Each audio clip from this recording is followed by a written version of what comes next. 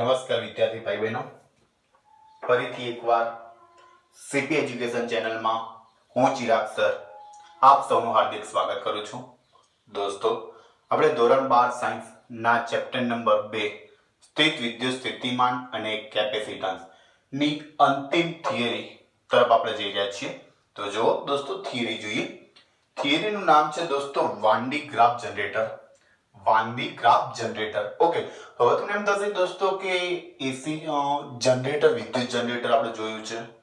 તો van D graph generator એવું શું છે? તો દોસ્તો મિલિયનના ક્રમના વોલ્ટેજ મેળવવા માટેનું એક આ સાધન છે. તો જો કે લખ્યું છે કે 10⁷ વોલ્ટના ક્રમ નો ઊંચો વોલ્ટેજ ઉપજાવતું જે વિદ્યુત જનરેટર છે એ વાન ડી ગ્રાફ જનરેટર છે. હવે પરીક્ષાની અંદર પ્રશ્ન એવો પૂછાય છે કે વાન ડી ગ્રાફ જનરેટરનો સિદ્ધાંત જણાવી તેનો સૂત્ર તારવો. તો મેં અહીંયા આખો સિદ્ધાંત જણાવી એનો સૂત્ર તારવી દીધું છે. ઓકે, અને ત્યારબાદ વાન ડી ગ્રાફ જનરેટરની રચના અને તેના ઉપયોગો આખો મેં લખેલું છે. ઓકે, અહીં આપણે સૌપ્રથમ સમજી લઈએ. ઓકે, તો વાન ડી ગ્રાફ જનરેટરનો મેં તમને કીધું કેમ બનાવવામાં આવ્યું, તો 10⁷ જેટલો ખૂબ જ ઊંચો વોલ્ટેજ મેળવવા માટે જે જનરેટર છે, જે વિદ્યુત જનરેટર છે, એનું નામ આપ્યું છે વાન ડી ગ્રાફ જનરેટર. હવે એનો સિદ્ધાંત શું છે તો દોસ્તો ધ્યાનથી શીખજો કે અહીંયા મેં એક ગોળાકાર કવચની રિંગ લીધી છે કે જેની ત્રિજ્યા કેપિટલ R છે. એક ગોળાકાર કવચની રિંગ લીધી છે કે જેની ત્રિજ્યા કેપિટલ R છે અને તેના ઉપર કયો વિદ્યુત ભાર મૂક્યો છે. જોજો દોસ્તો અહીં મેં લખ્યું છે, એ ટીક કરી દઉં કે R ત્રિજ્યા એટલે કેપિટલ R ત્રિજ્યાની ગોળાકાર કવચ લીધી છે જેનો વિદ્યુત ભાર કેપિટલ Q મૂકવામાં આવ્યો છે. હવે દોસ્તો એક સિમ્પલ એક્ઝામ્પલ આપું કે ફોર એક્ઝામ્પલ કે આખા બીકરની અંદર પાણી ભરેલું હોય પણ એની અંદર તમે એક કલરનું સાધારણ ટીપું નાખો તો કલર શું થશે? પ્રસરી જશે. એમ આ ગોળાની એટલે કે R ત્રિજ્યાની જે ગોળાકાર કવચ છે તેના ઉપર કયો વિદ્યુતભાર મૂકવામાં આવે તો સમાન રીતે બધી જગ્યાએ શું થશે? પ્રસરી જશે. તો લખ્યું છે કે આપમેળે સમગ્ર ગોળા પર સમાન રીતે ફેલાઈ જાય છે. ઓકે, હવે દોસ્તો જે કેપિટલ Q વિદ્યુતભાર છે અને R ત્રિજ્યા એ ગોળાના કવચની અંદર વિદ્યુત સ્થિતિમાન કેટલું હોય તો આપણને સૂત્ર ખબર છે V = Q/R. K ની જગ્યાએ 1/4πε0 લખીએ છીએ. તો મેં લખ્યું છે V = 1/4πε0. કેટલો વિદ્યુતભાર મૂક્યો તો? Capital Q. તો કેપિટલ Q નીચે ત્રિજ્યા તરીકે સ્મોલ r. કમ્પ્લીટ. દોસ્તો હવે એ જ રીતે મેં નાનો ગોળો લીધો જેની ત્રિજ્યા સ્મોલ r છે અને જેના ઉપર મેં સ્મોલ q વિદ્યુતભાર જે ધરાવતો હતો એ વિદ્યુતભાર ગોળાકાર કવચની અંદર અને એ રીતે મૂક્યો છે કે બંનેના કેન્દ્રો એકબીજા ઉપર શું થાય તો સંપાત થાય. ઓકે, તો હવે જે સ્મોલ r ત્રિજ્યા છે અને સ્મોલ q વિદ્યુતભાર છે એના દ્વારા ઉદ્ભવતું વિદ્યુત સ્થિતિમાનનું સૂત્ર કયું મળશે તો V = 1/4πε0 સ્મોલ q/r થશે ને દોસ્તો.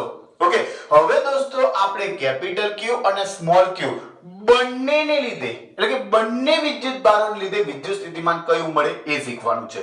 ઓકે, તો હું પહેલા વાત કરું કેપિટલ R ત્રિજ્યાની. હવે દોસ્તો ધ્યાનથી જોજો, જ્યારે કેપિટલ R ત્રિજ્યા લો તો એની અંદર વિદ્યુત સ્થિતિમાન આ તો આવવાનું જ છે પણ આની અંદર જે સ્મોલ r ત્રિજ્યા છે એ કેપિટલ R ત્રિજ્યાની અંદર શું થશે? સમય જશે. તો મેં સૂત્ર લખ્યું છે V = 1/4πε0 Q/R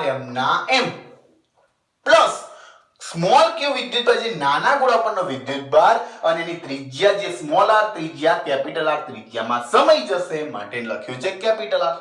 ઓકે, તો ખાસ સૂત્ર યાદ રાખજો V R = 1/4πε0 બ્રેકેટની અંદર Q/R પ્લસ સ્મોલ q/કેપિટલ R. ઓકે, એ જ રીતે દોસ્તો સ્મોલ r ત્રિજ્યા માટે લખું તો જો સ્મોલ r ત્રિજ્યા માટે લખું તો પહેલા 1/4πε0 એમ નહીં પણ કેપિટલ Q વિદ્યુતભાર શેના ઉપર છે તો કેપિટલ R ત્રિજ્યાના ગોળાના કવચ પર છે. તો અહીંયા લખવું જ પડશે capital Q upon capital R. પણ જે સ્મોલ q વિદ્યુતભાર છે એની અંદર ત્રિજ્યા કેટલી છે? તો સ્મોલ r છે. જે નાના માટે લખીએ છીએ તો માટે અહીંયા લખી શકીશું q by small r. Okay, તો લખીશું v બ્રેકેટ ની અંદર સ્મોલ r બરાબર 1/4 pi epsilon 0 q upon r વત્તા small q upon small r. તો આ બે સૂત્રો તમે દોસ્તો યાદ રાખો તો તરત આપણને આન્સર મળી જશે. હવે આપણે શું કરીએ છીએ? વિદ્યુત સ્થિતિમાન શોધવા માટે v કૌંસમાં સ્મોલ r માઈનસ v કૌંસમાં કેપિટલ R એટલે વિદ્યુત સ્થિતિમાનનો તફાવત મેળવીએ છીએ. તો વિદ્યુત સ્થિતિમાનનો તફાવત મેળવવા માટે આપ જોઈ શકો છો આ બંનેમાંથી કોમન શું છે? તો 1/4 pi epsilon 0. તો મેં શું કરી લીધું છે? કોમન. ઓકે, પહેલા આ પદ છે લખી દો q upon r વત્તા small q upon small r minus ના માઈનસ આ બે પદ લખી દો પણ બંનેમાં ચિહ્ન માઈનસ થઈ જશે. ક્લિયર ને? કે માઈનસ પ્લસ માઈનસ થાય તો q upon r minus small q upon capital R. ચલો q upon r તો સરખા છે તો ઉડી જશે. ઓકે, તો અહીંયા તમે જોઈ શકો q upon 4 pi અહીંયા કેવા q વધ્યા છે? Small q. તો સ્મોલ q બંનેમાંથી મેં કોમન લઈ લીધા તો small q upon 4 pi epsilon 0 જે અહીંયા વધ્યું 1 upon સ્મોલ r માઈનસ ના માઈનસ 1 upon કેપિટલ R. કોકને એમ થશે સાહેબ q ક્યાં ગયા? તો q ક્યાં ગયા? બહાર ગયા છે. ઓકે, તો આપણને સૂત્ર મળશે v કૌંસમાં સ્મોલ r માઈનસ v કૌંસમાં કેપિટલ R બરાબર q upon 4 pi epsilon 0 bracket ની અંદર 1 upon small r minus 1 upon capital R.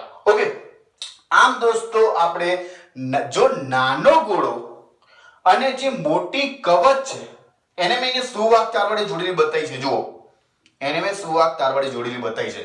તો સુવાહક તાર વડે જોડવામાં આવે તો જે નાના ગોળા પર કયો વિદ્યુતભાર હતો? ચલો બોલો. સ્મોલ q વિદ્યુતભાર. તો જે સ્મોલ q વિદ્યુતભાર હતો એ ગોળાના કવચ પરના વિદ્યુતભાર પર શું થશે? જતો રહેશે. ઓકે દોસ્તો, તો આપણે આ વાત કરી વાન ડી ગ્રાફ જનરેટર એનો સિદ્ધાંત અને આપણે એનું સૂત્ર તાર્યું છે. હવે ત્યારબાદ દોસ્તો પરીક્ષાની અંદર એવો પણ પ્રશ્ન પૂછી લે કે વાન ડી ગ્રાફ જનરેટરની રચના અને તેના ઉપયોગો લખો. પરીક્ષામાં 2 માર્ક યા 3 માર્કમાં ક્વેશ્ચન પૂછાય કે વાન ડી ગ્રાફ જનરેટરની રચના અને તેના ઉપયોગો લખો. તો મેં અહીંયા આકૃતિ દોરી દીધી છે અને એના વિશે સમજાવી દીધું છે. પહેલા આપણે સૌપ્રથમ આકૃતિ પર ફોકસ કરીશું.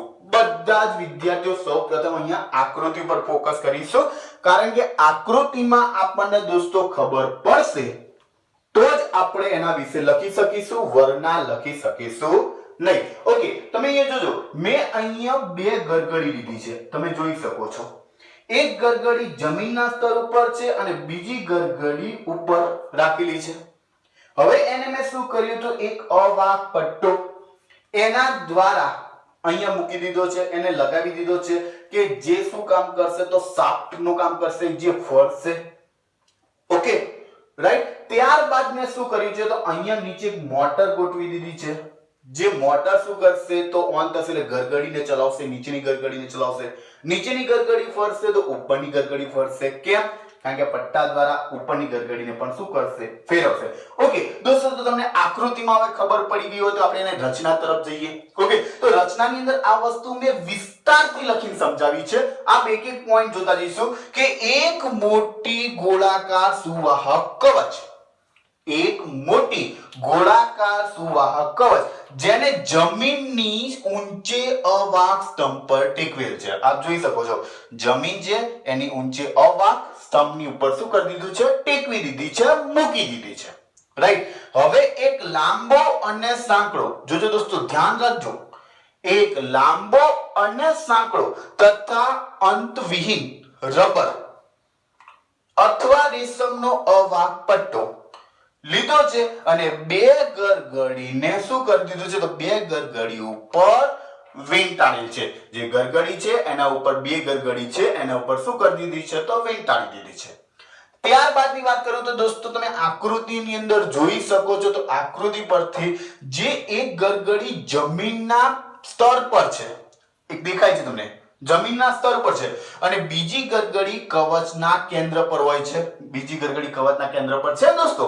એક ગરગડી જમીનના સ્તર ઉપર છે, બીજી ગરગડી ક્યાં છે તો કવચના કેન્દ્ર ઉપર છે. ઓકે, હવે શું કર્યું તો મેં તમને કીધું પ્રમાણે એક મોટર લીધી છે, તો એક મોટર વડે નીચેની ગરગડીને ફેરવીએ તો પટ્ટાને સતત ફરતો રાખવામાં આવે છે. જે નીચેની ગરગડીને ફેરવીએ એટલે ફરે તો પટ્ટો પણ સતત ફરતો રાખવામાં આવે. કેમ આવું કરવું પડ્યું?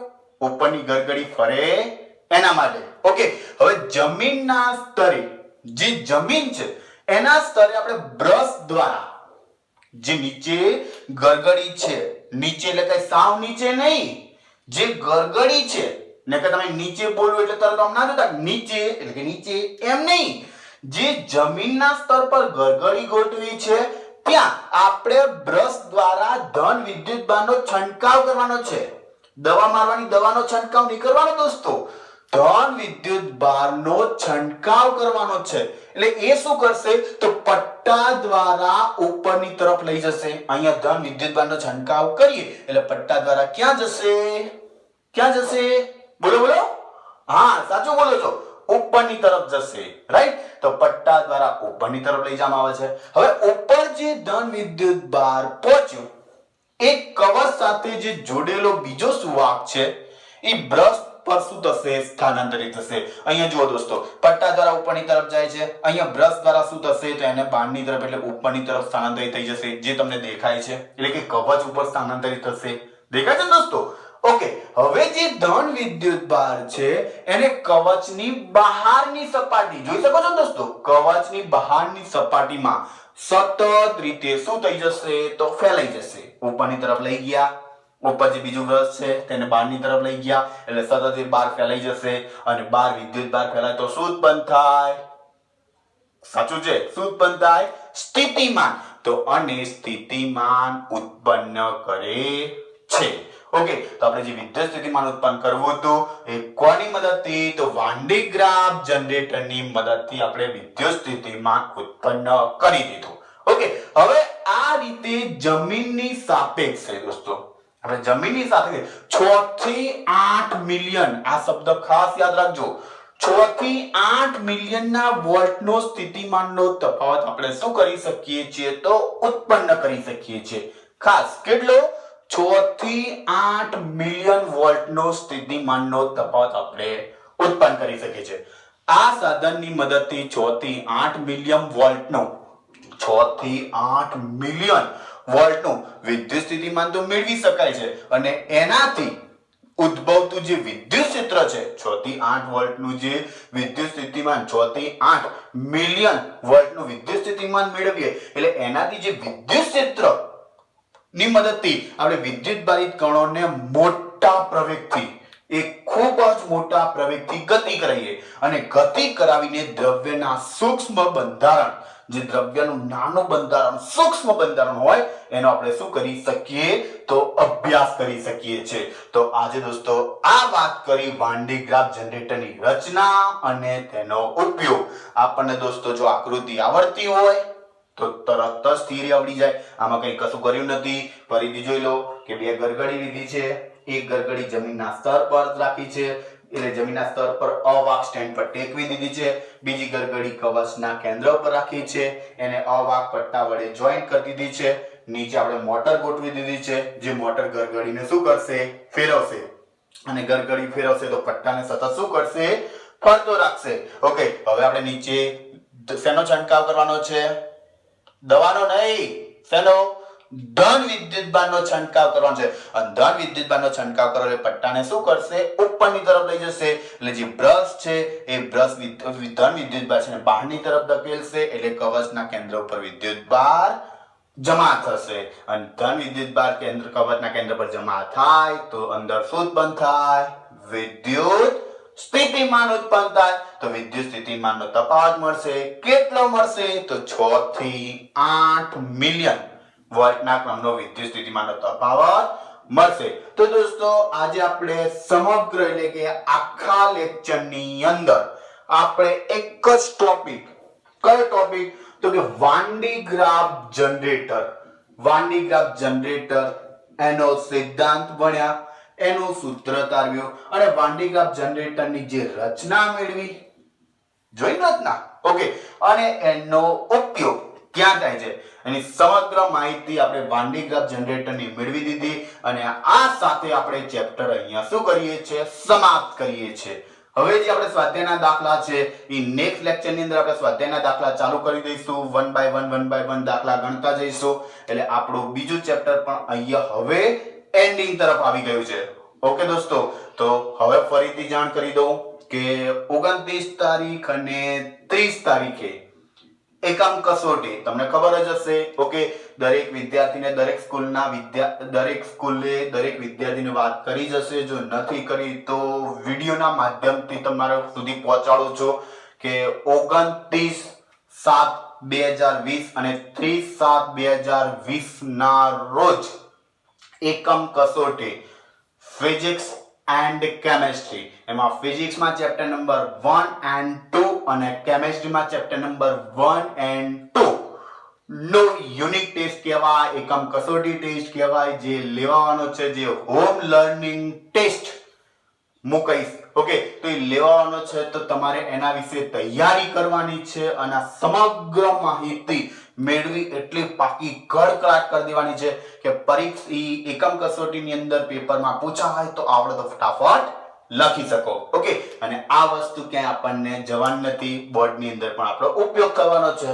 ઓકે દોસ્તો, તો તૈયારી કરવાનું ભૂલવાનું નથી. અને દોસ્તો, તમને વિડીયો ગમી ગયો છે તો વિડીયોને લાઈક કરી દો, તમારા મિત્રો સુધી પહોંચાડો કે જેથી ઘરે બેઠા છે, મોજ મસ્તી કરી રહ્યા છે તો એ લોકો પણ માહિતગાર થાય. તો એ મિત્રો સુધી પહોંચાડો એટલે કે શેર કરો. અને જો ચેનલને સબસ્ક્રાઇબ નથી જ કરી તો તમે ભૂલ કરી રહ્યા છો. શું કરવાનું છે? ચેનલને સબસ્ક્રાઇબ કરી દેવાની છે. ઓકે દોસ્તો, આપણે નેક્સ્ટ લેક્ચરમાં ચેપ્ટર નંબર 2 ના સ્વાધ્યાયના દાખલા સાથે ફરીથી મળીશું. ઓકે દોસ્તો, ધન્યવાદ.